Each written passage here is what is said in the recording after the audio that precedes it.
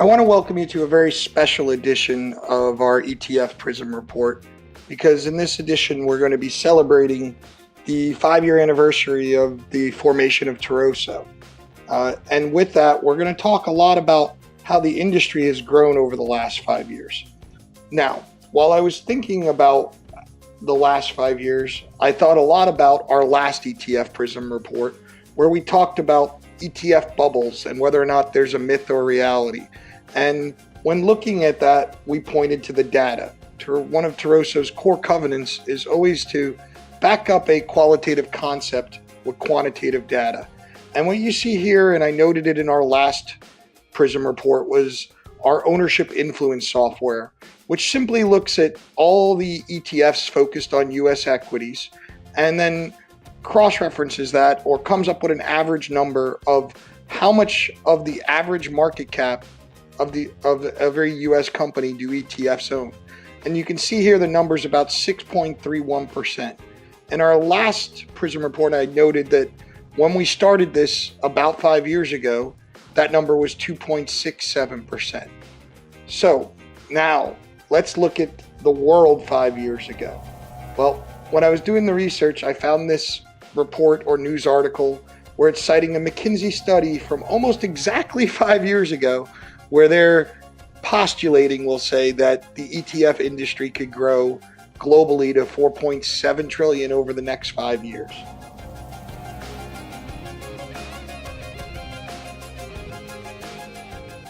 Well, we've had miraculous growth, but looking at Debbie Feuer's ETF Global research, we're not quite there. We're at about 3.8 trillion.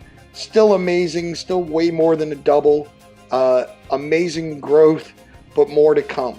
Now, we've all seen these charts and they look at the calendar years and how many ETFs are out there versus how much assets.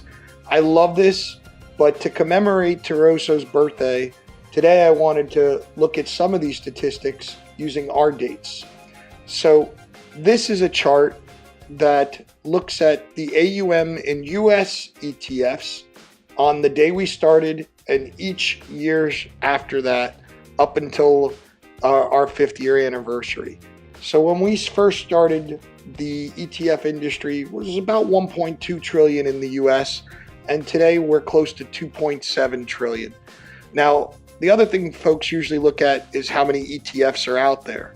But one of the key parts of the Taroso research process is understanding the issuers.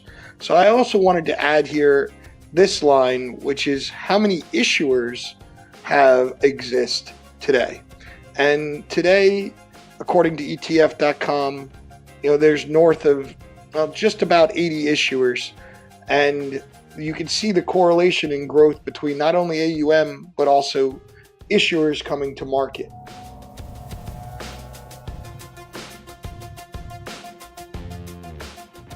Another thing we looked at was how many ETFs have opened and closed since we started, if we cover all of them and research all of them.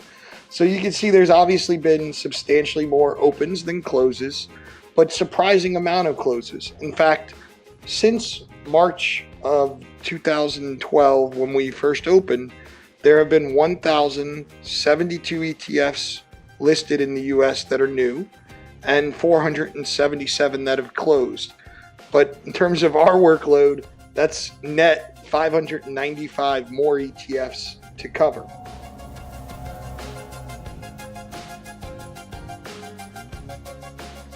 Another thing that I wanted to take a look at is market share. And what we did is we looked at who is the dominant ETF issuers on each of our birthdays. And when we started, BlackRock was at the top. They're still at the top, but they have lost a little bit of market share.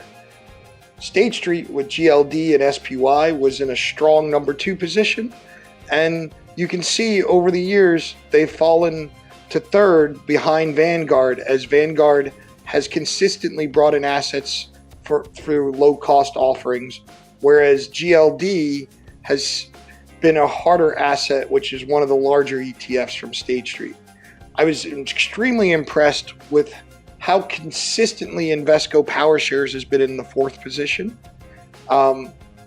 we've watched Van Eck be in the 5th position, fall down, and then we've seen a massive resurgence as some of the risk-on assets like GDX and their amazing Angel high yield ETF have come into fruition. Wisdom Tree has moved quite a bit with the motions through various different themes, from dividends to emerging markets to currencies to currency hedging. Quite a bit of volatility in the leveraged products from ProShares. Guggenheim, pretty consistent.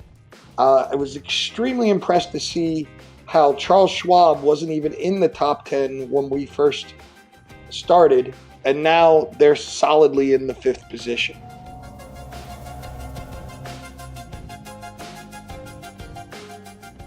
Another thing that we decided to take a look at was, well, what was causing all this flow? And, the movements in, call it, positions 5 through 10. And you can see it has a lot to do with outflows. We mentioned GLD. We can see in this year, 13 to 14, GLD had a massive outflow, and so did IAU. This is definitely performance related. Barclays, having the ETN of the emerging markets, had a massive inflows and then outflows, and that's why they dropped off the high market share standpoint. I think there's definitely been an obvious trend away from ETNs.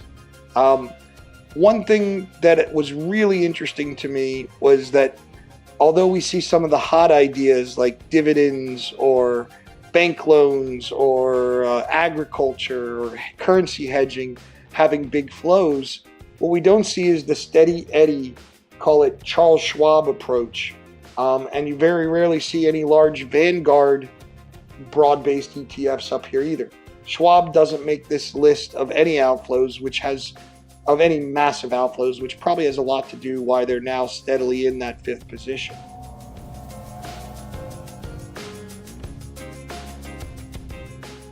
We also looked at, seeing as how we just looked at the negative and we're getting close to the end, I thought we'd go to inflows, a more positive note.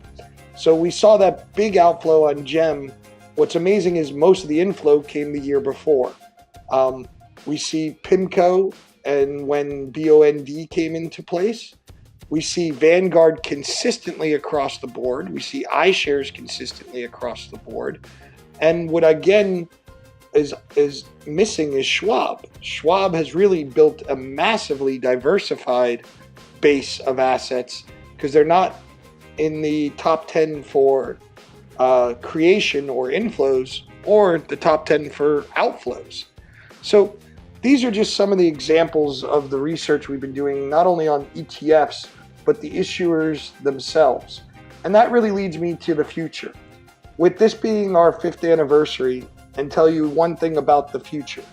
The research that you've seen here today has been part of a process that Tarosa's been building to build a benchmark for the ETF industry. We call it the ETF Industry Exposure Index, where we build a benchmark that includes ETF sponsors, the liquidity providers, the service providers, the exchanges, the index and data companies, and more will be coming out about this over time. A really interesting factoid here is, as we've done this research, we've discovered that 74% of the revenue generated by ETF sponsors flows through to a public company. Very exciting things. So I want to thank everybody for your time today and look for more and more wonderful ETF research from Tarosa.